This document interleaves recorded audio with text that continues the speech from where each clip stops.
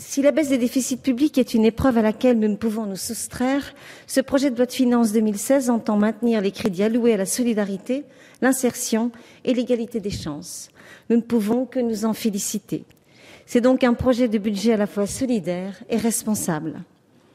Certes, l'augmentation de ce budget global est due au transfert du financement de la prime pour l'emploi au bénéfice de la création de la prime d'activité que nous avons soutenue lors de l'examen du projet de loi sur le dialogue social et l'emploi. Cependant, ce transfert ne masque pas pour autant de baisse de financement sur le reste de la mission. Une mission essentielle dont l'objectif est de préserver les plus fragiles. Pour ce qui concerne le programme handicap et dépendance en particulier, je tiens à saluer le choix d'harmoniser la date de revalorisation de l'allocation adulte handicapé avec celle des autres minima sociaux, ainsi que la mise en place d'un système de bouclier permettant, en cas de déflation, un maintien du niveau d'allocation. Il s'agit là de véritables garanties de ressources pour les personnes concernées et qui vont dans le sens de la société inclusive que nous voulons promouvoir. Pour ce qui est du nouveau... Ah oui, alors là, je viens d'apprendre, Madame la Ministre, donc je ne peux pas lire ce paragraphe puisque vous êtes revenu sur le mode de calcul de la prestation. Je voulais simplement dire que nous serions vigilants, évidemment, aux effets de seuil, mais comme vous avez reporté cette décision au rapport, à une remise de rapport, je ne reviendrai pas dessus. Nous en reparlerons peut-être ultérieurement. Je me félicite de l'annonce faite d'un fonds d'amortissage de 15 millions d'euros dont l'objectif est de mettre fin au départ contraint de personnes en situation de handicap vers des établissements étrangers et principalement belges. Ces exils ajoutent de la difficulté à des situations qui le sont déjà suffisamment.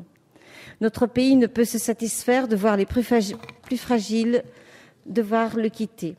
Ce fonds est donc une bonne nouvelle, même s'il sera bien sûr loin d'être suffisant. J'en profite pour saluer le travail de notre collègue et rapporteur Philippe Cordery sur le sujet.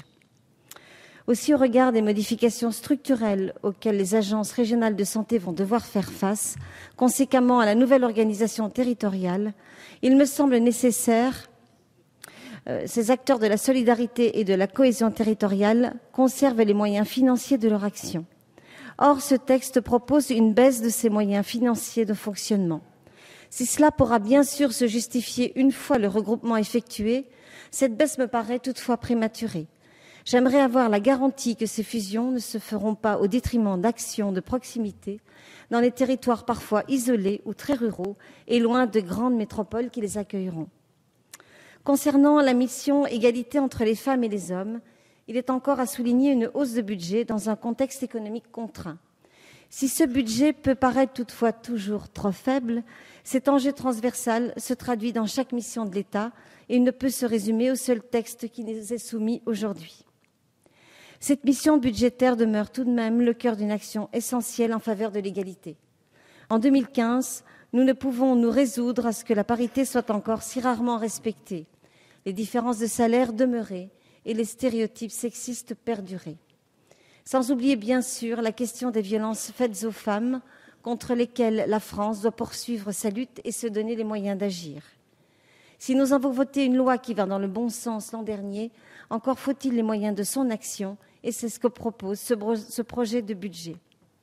Vous l'aurez compris, mes chers collègues, cette mission budgétaire me semble à la fois économiquement responsable et socialement juste. C'est pourquoi je voterai cette mission. Je vous remercie.